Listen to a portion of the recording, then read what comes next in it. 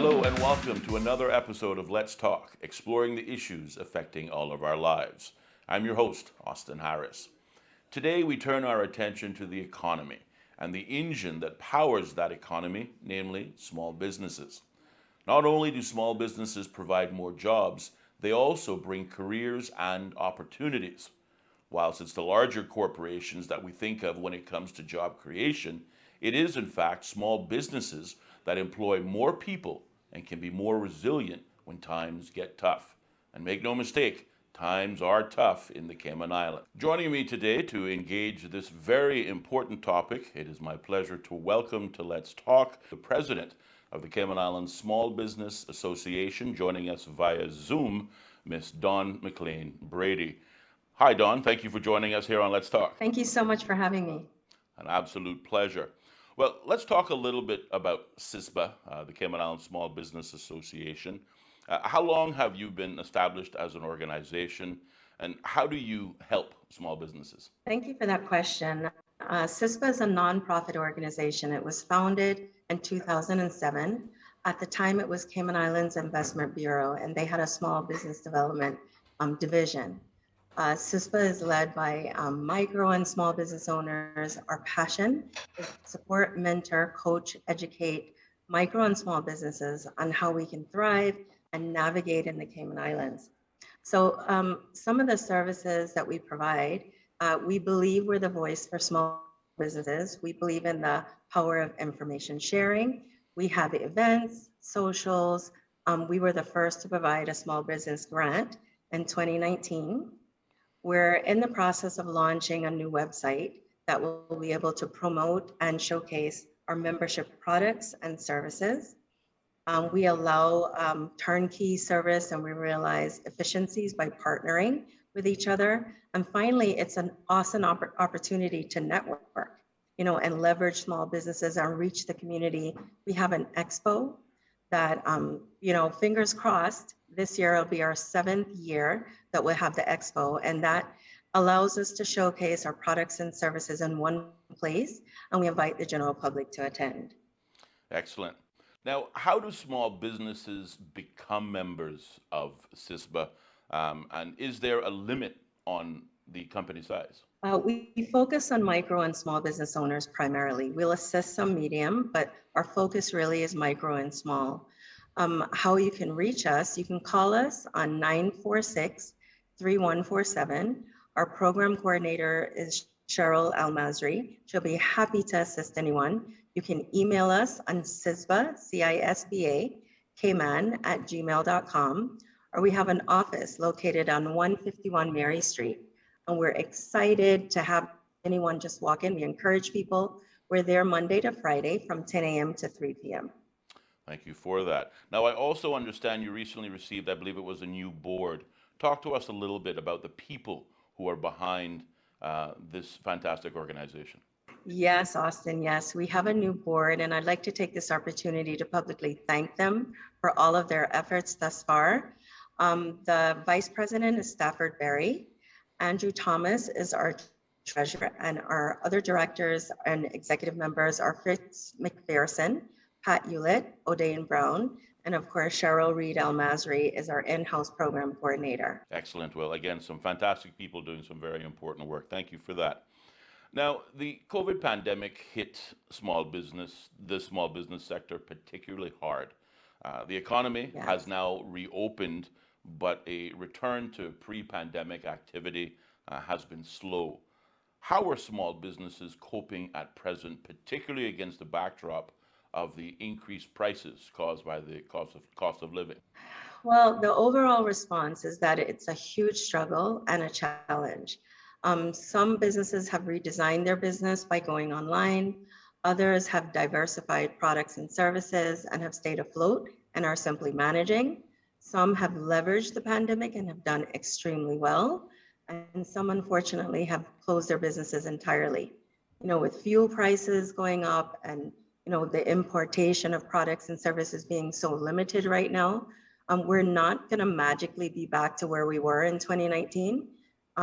pre-pandemic. So it's a huge struggle and a challenge daily. Of the businesses that have closed, is there any possibility that they might reopen in the right circumstances?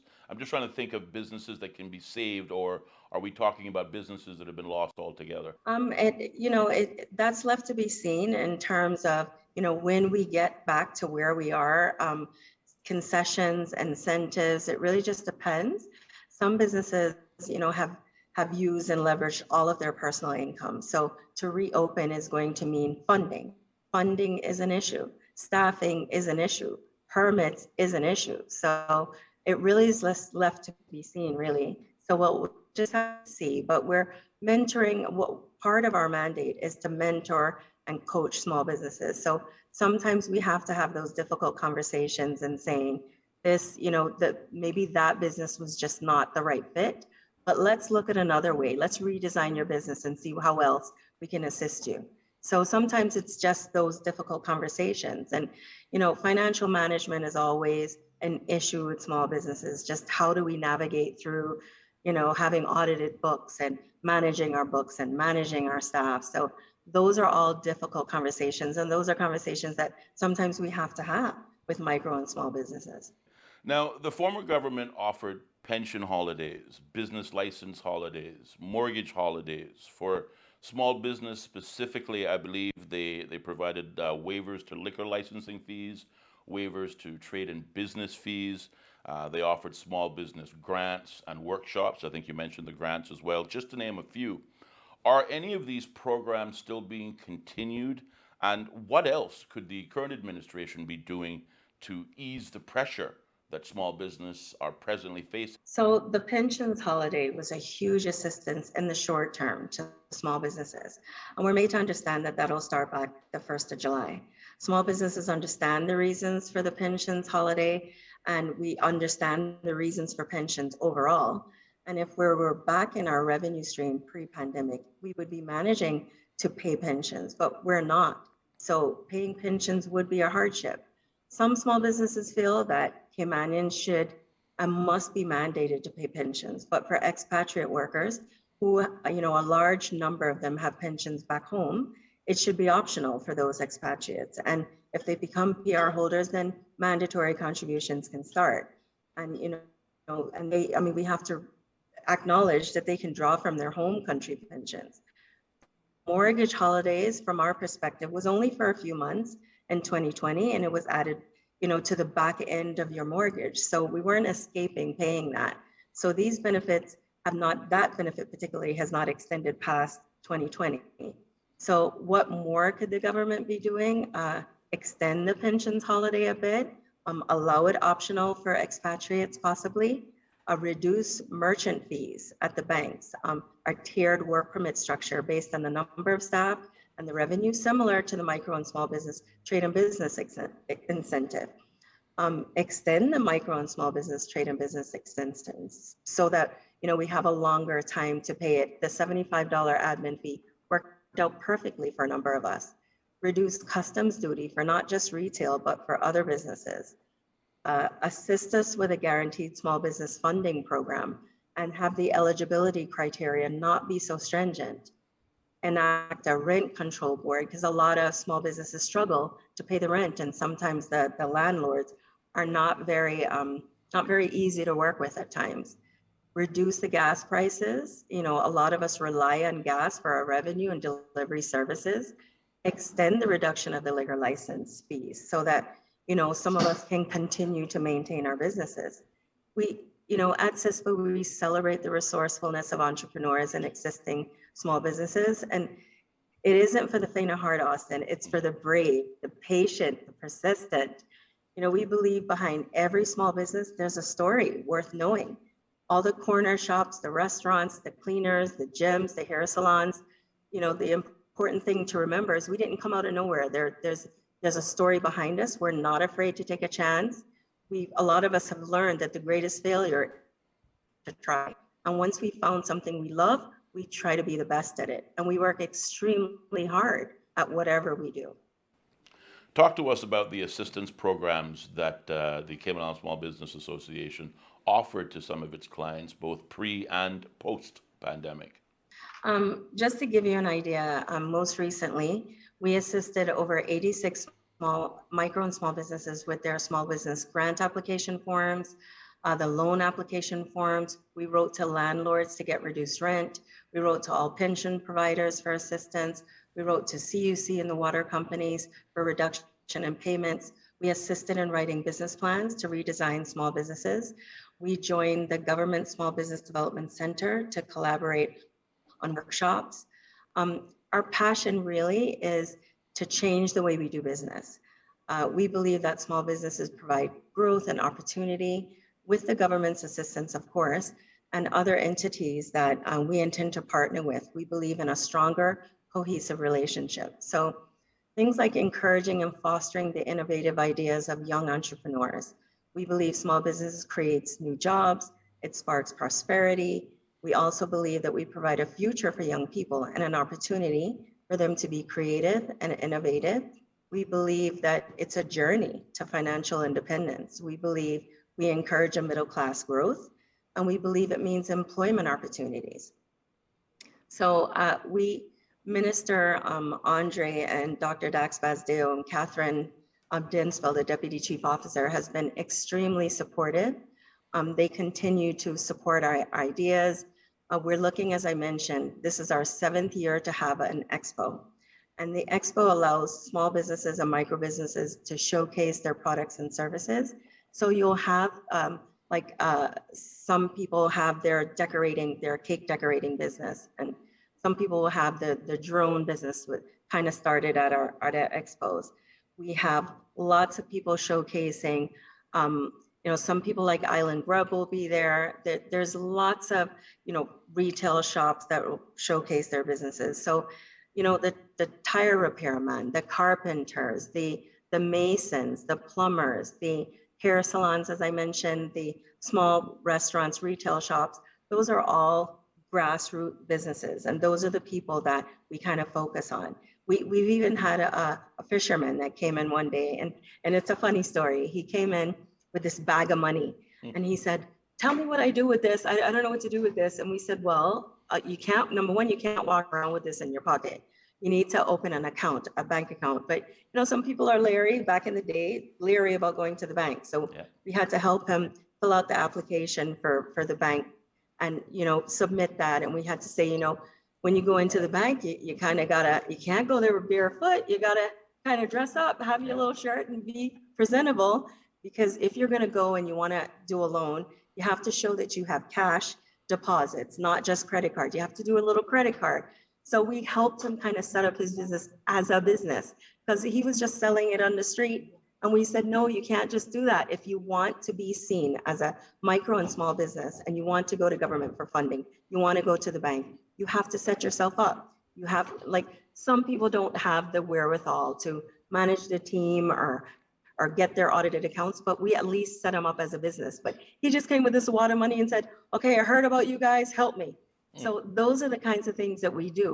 We help people navigate through the bureaucracy. We help them understand that if you want to get a loan, you have to have a bank account. You have to show that you're getting cash deposits. You have to show a legitimate business.